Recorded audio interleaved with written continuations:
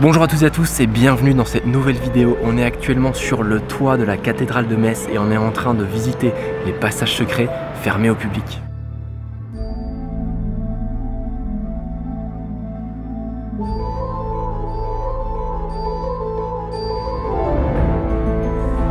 les amis, là c'est vraiment exigu. On passe sur la façade nord.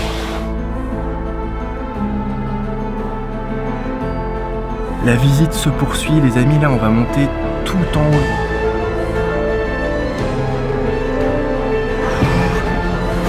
C'est tellement impressionnant.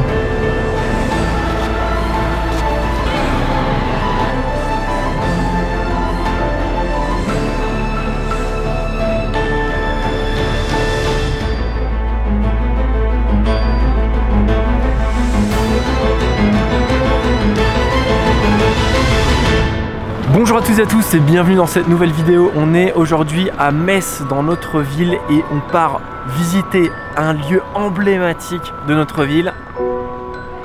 C'est la cathédrale de Metz les amis, et ce qu'on va faire aujourd'hui c'est qu'on va pénétrer dans les passages secrets là où le public ne peut pas aller pour vous raconter l'histoire du lieu et visiter toutes les parties secrètes du bâtiment.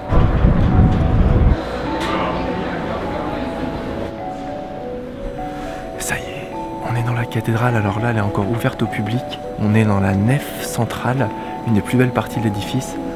On va aller derrière une porte dérobée pour monter dans la tour la plus haute de l'édifice. Donc c'est la première porte qui mène au secret de l'édifice. Bon, la visite va commencer, je suis avec Zeka. Salut. François et Laurent, mon papa. On vient faire des photos. Là on va monter tout en haut. Et en fait, monsieur Guillaume Lefebvre, le conservateur du bâtiment, nous a confié cette clé. Et cette clé, elle permet d'ouvrir toutes les portes. Bon les amis, là on va monter au sommet de la tour de la Mute. C'est une tour qui fait 88 mètres de haut. On part du mètre 0.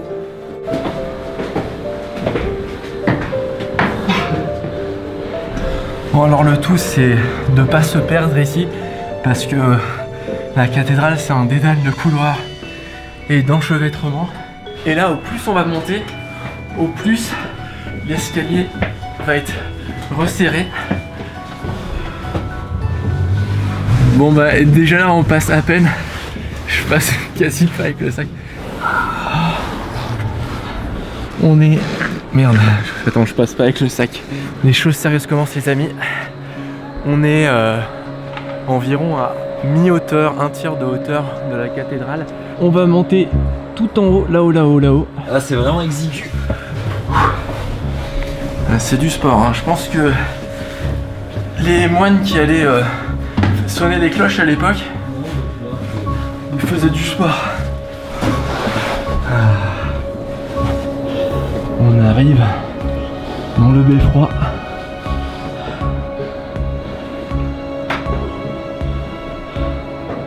Regardez les amis, là on est quasiment tout en haut de la cathédrale, on voit les arcs-boutants ici. Et tout en bas, et ben les passants, les voitures. Donc Zeka, là on est dans la tour de la Mute. C'est aujourd'hui une partie de la cathédrale, mais à l'époque où ça a été construit, ça a été construit par la ville de Metz. Exactement, à la base c'était un beffroi, donc c'était une tour avec une cloche en son sommet, et l'idée derrière ce beffroi c'était un peu d'élever une tour pour montrer la puissance de la ville, notamment par rapport à l'église, etc., pour un peu asseoir le pouvoir de ceux qui régnaient à Metz. C'est d'ailleurs le point culminant de la cathédrale, elle monte jusqu'à 93 mètres de haut, et derrière nous il y a la cloche de la Mute. C'est une cloche assez colossale qui fait 10 tonnes. Bon écoutez les amis, là les choses sérieuses vont commencer. En plus il y a la vue de fou.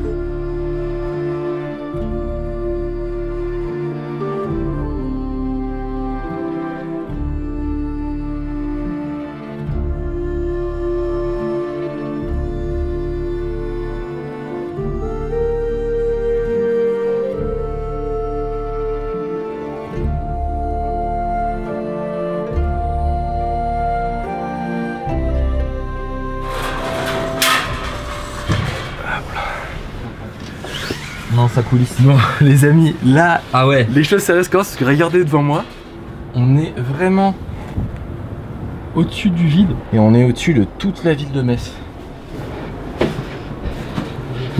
avec les deux épaules, je touche les deux côtés. C'est tellement impressionnant. En fait là c'était large et c'est maintenant que ça devient exigu. Ok. On y est. On est arrivé au sommet de la tour, au sommet de la cathédrale de Metz. Alors à l'époque, on pouvait encore monter dans la flèche tout en haut, mais là on n'aura pas accès à cette partie. On est quasiment au point le plus élevé de la cathédrale. Et en fait là, on peut vraiment s'apercevoir qu'on voit à 360 degrés autour de Metz. Comme on est au point le plus élevé de la ville, on peut tout surveiller en fait, tout autour de nous. On peut voir l'ennemi arriver, les feux se déclarer, et on comprend donc le besoin qu'avait la ville à l'époque où c'était une cité-état de construire cet édifice, cette tour pour eh bien, surveiller sa cité quoi.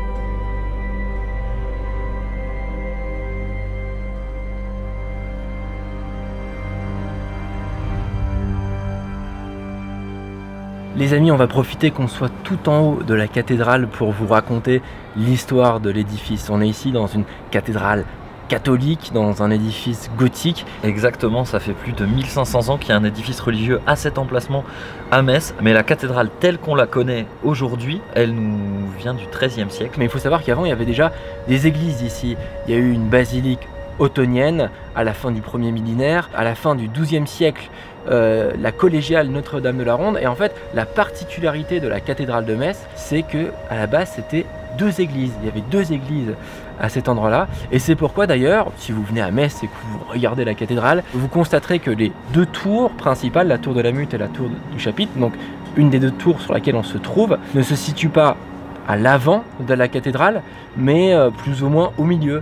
C'est parce que à l'époque la cathédrale s'arrêtait là et qu'après il y avait une église. Exactement, c'est à peu près à la 3e travée et il y avait un mur tout simplement, donc ils ont construit, ils ont détruit le mur et ça a fait la cathédrale. Alors c'est un édifice qui est assez important. Ce qui est impressionnant, c'est que c'est une des cathédrales les plus vitrées. C'est aussi une des nefs les plus hautes de France. Le plafond se situe à 41 mètres et là, en ce moment même, on est en haut de la tour de la Mute, donc comme on l'a dit, à plus de 88 mètres. La cathédrale a connu deux grandes transformations après sa construction. Au XVIIIe siècle, l'architecte français Blondel vient la remettre au goût du jour. Il crée un portail néoclassique, il met des colonnes le long de la cathédrale, il construit même des cafés, des lieux de fête, ce qui plaisait pas trop aux religieux de l'époque. Pas du tout même. Et il y a eu une période également importante ici à Metz, c'est de 1871 à 1918. La Moselle et l'Alsace sont annexées par l'Allemagne, elles font partie de l'Empire germanique, et du coup l'architecte allemand Paul Tornow vient à nouveau apporter des modifications. Il détruit toutes les modifications apportées par Blondel et remet une nouvelle fois la cathédrale au goût du jour. Avec un style néo-gothique, celui qu'on lui connaît aujourd'hui, c'est le dernier grand changement de la cathédrale. Il rebâtit notamment le grand portail à l'entrée avec des dizaines et des dizaines de statues qui représentent le jugement dernier. C'est la dernière grande modification qu'a connue la cathédrale. Elle est vraiment témoin de l'histoire de la ville. C'est-à-dire que lorsque la ville évolue, la cathédrale évolue avec. C'est vraiment aujourd'hui le lieu le plus emblématique de la ville de Metz qu'on a la chance de visiter. Bon écoutez, la visite se poursuit, on va accéder au toit de la cathédrale qui est juste là, en contrebas, et on va aller visiter les combes. Et du coup je peux vous dire que la descente est vertigineuse. Je pense que ça va aller, il faut juste pas que je marche sur les lacets.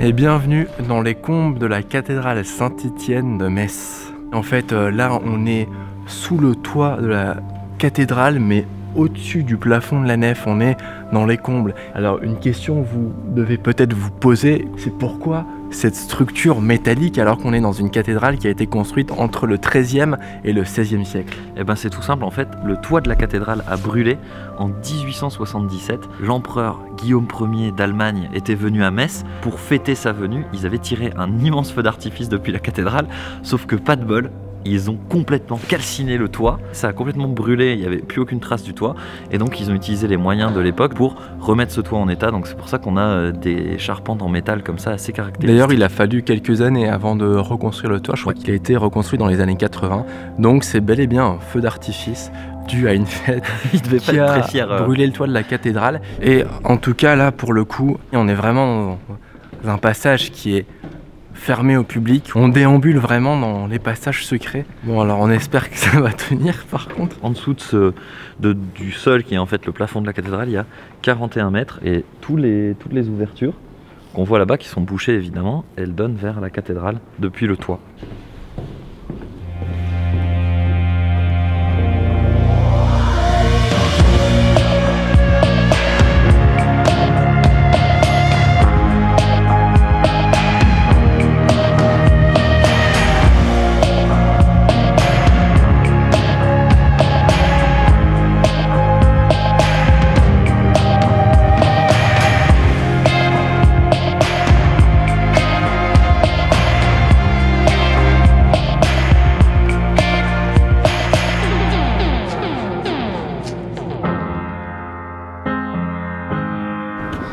Waouh, super. Bon, on est sur le toit, là, petite balade sur le toit de la cathédrale de Metz.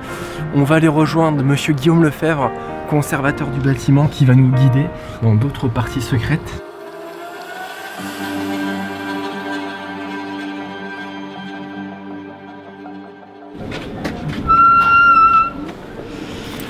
Bonjour Guillaume Lefebvre.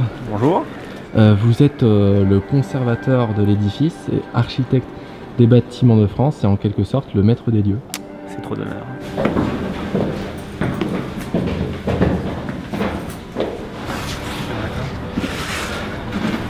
Bon là ça va être le highlight de l'exploration Baba.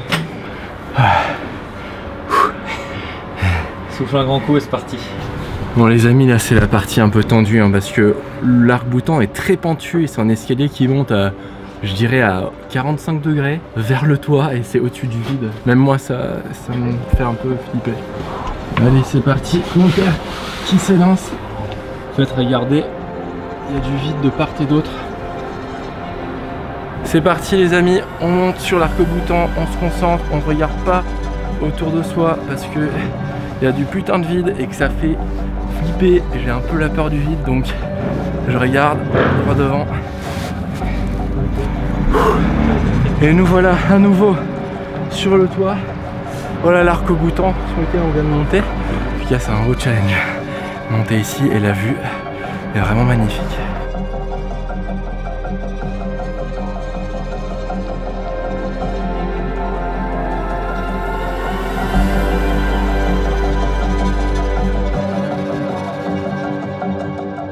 Bon les amis, il commence à faire nuit, l'éclairage de la cathédrale s'est mis en route, c'est magnifique, ça donne des couleurs sublimes.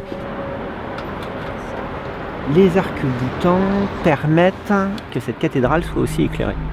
C'est-à-dire que les arcs-boutants permettent de reporter les charges issues des croisées d'ogives sur des points bien particuliers et ensuite de les déporter à travers justement cet arc vers les parties extérieures, ce qui permet que les vitraux et toute leur ossature en pierre ne portent au final pratiquement rien, étant donné que les poids sont portés par les arcs-boutants. L'objectif étant d'en avoir la plus grande surface vitrée et les murs les moins épais possibles. Ça fait aussi partie de votre travail de combattre les pigeons? Ah oui, c'est la grosse problématique de toutes les églises, de pratiquement toutes les églises de France. On a par exemple mention dans un des textes du capitulaire de Metz d'un chanoine qui se tue en voulant chasser un pigeon à l'entrée d'un portail de la cathédrale. Donc c'est la malédiction du lieu depuis des siècles en fait. Exactement. Genre là, ça passe. Hop. Et derrière, c'est le vide. Ah oui, ok. C'est le vide intersidéral et un humain il passe très largement. Bon les amis, là c'est... Aïe, aïe putain, en plus il avait prévenu, ça regarde. Là c'est vraiment exigu. On passe sur la façade nord et il y a un magnifique coucher de soleil qui a lieu devant nous.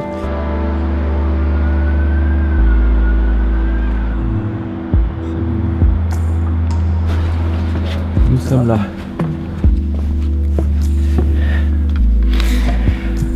Bon les amis, la nuit est complètement tombée, on est de retour dans les combles, on va les traverser pour aller à la tour du chapitre et c'est une toute autre ambiance qui se dégage. Tout à l'heure il faisait encore jour, c'était très impressionnant et là on est plongé dans la nuit et du coup la visite se poursuit.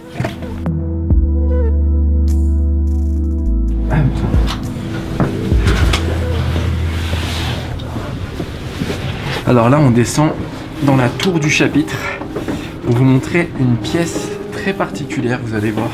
Ah, faut vraiment peur d'être gros ici.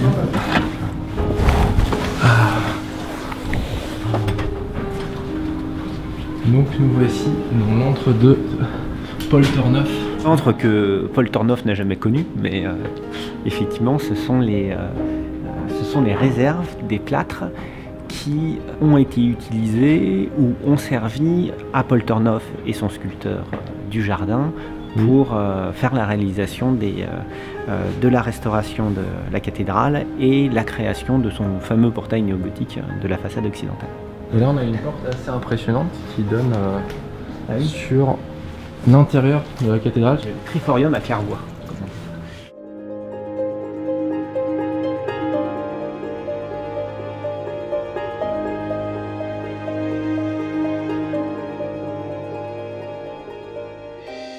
Bon les amis, on est au-dessus de la cathédrale à l'intérieur, sur le triforium, une sorte de couloir en hauteur. Et on a encore les visiteurs en dessous de nous. Et en fait, ça permet avant tout d'accéder aux vitraux pour pouvoir, si besoin, les restaurer.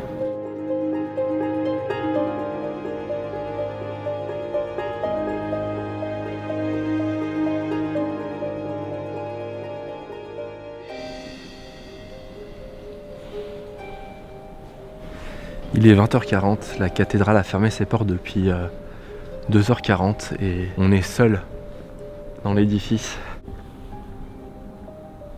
Alors maintenant qu'on est seul, on va en profiter pour vous raconter une petite légende sur le lieu. C'est la légende de Pierre Perrin. Voilà, comme tous les lieux qui viennent d'un lointain passé, il y a des légendes qui accompagnent cette cathédrale. Celle de Pierre Perrin, c'est celle de son architecte dans les années 1300 qui devait construire cette cathédrale en haut d'une colline. C'était un vrai défi pour lui et il devait la faire aussi haute que possible pour qu'elle soit le plus élevée. Il se creusait la tête et il n'arrivait pas à trouver les plans parfaits pour sa cathédrale. Et un jour, il y a un vieil homme qui est venu le voir et qui lui a tendu un dessin sur lequel il y avait tout ce dont il avait besoin pour construire la cathédrale parfaite. Il lui a échangé en échange de son âme. En fait, ce vieil homme, c'était le diable et il a signé ce parchemin qui en fait était un pacte avec le diable et donc à sa mort, le diable devait récupérer son âme. Sauf que lorsqu'il est mort, il a été emmuré dans la cathédrale, ce qui fait que le diable n'a pas pu récupérer son âme. Et finalement, pas mal de vieux et d'anciens pensent que si le vent souffle très fort tout autour de la cathédrale, c'est parce que le diable rôde enragé à la recherche de l'âme qui lui est due. On va monter là-haut. Hop. Bon, on avance dans le triforium, on est à 20 mètres au-dessus du niveau de base de la cathédrale. C'est comme souvent assez exigu. Et on va accéder à un orgue en forme d'hirondelle. Vous pouvez voir ici, on est tout proche des vitraux.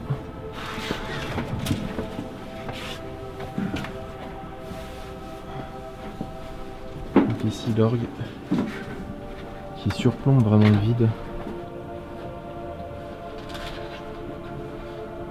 Alors là on est sur les fameux vers de Valentin Bouche.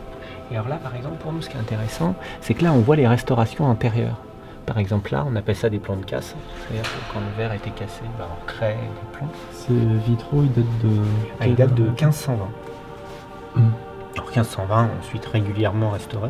De par la taille, qui est de 450 mètres carrés, qui est la verrière la plus importante d'Europe. C'est vrai, pour en mesurer toute la grandeur, il faut prendre du recul, là on est au plus proche. Il faut prendre du recul, et puis il faut avoir de la lumière. De la lumière.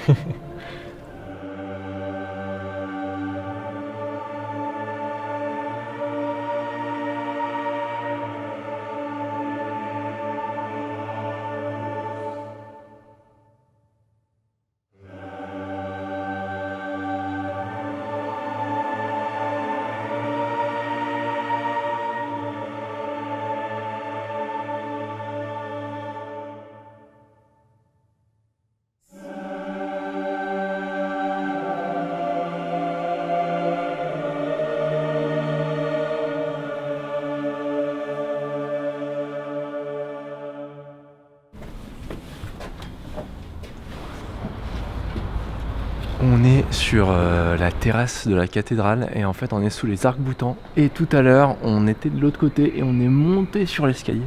Et là on peut admirer de tout près les vitraux ainsi que l'architecture du bâtiment. Les amis, on arrive à la fin de cette vidéo, on espère vraiment qu'elle vous aura plu. On remercie la ville de Metz et son agence Inspire Metz de nous avoir soutenus dans ce projet, ainsi que le magasin Saturne d'Esch-Belval. Exactement, merci au magasin Saturne d'Esch-Belval qui nous soutient dans nos explorations et qui nous a fourni du matériel, notamment des objectifs, un drone pour réaliser nos explorations. Merci surtout à vous d'avoir regardé cette vidéo, on espère vraiment qu'elle vous a plu. C'était un plaisir et un honneur de vous faire visiter ce lieu qui est assez emblématique pour nous parce que bon bah vous commencez à le savoir, on vient de Metz et on a pu voilà découvrir les passages secrets de ce lieu où on est passé devant des dizaines de fois. Avant de finir, un immense merci à Guillaume Lefebvre, conservateur du bâtiment, qui nous a permis de réaliser ce tournage, qui nous a guidés dans ce lieu. Ça a été vraiment des heures et des heures passionnantes passées avec lui. Merci aussi au chanoine de Backer qui nous a fait une visite nocturne de la cathédrale, puisque lui il y vit ici carrément. On vous dit à très bientôt pour de nouvelles aventures sur la chaîne. Merci de nous avoir suivis et merci pour votre fidélité. Salut.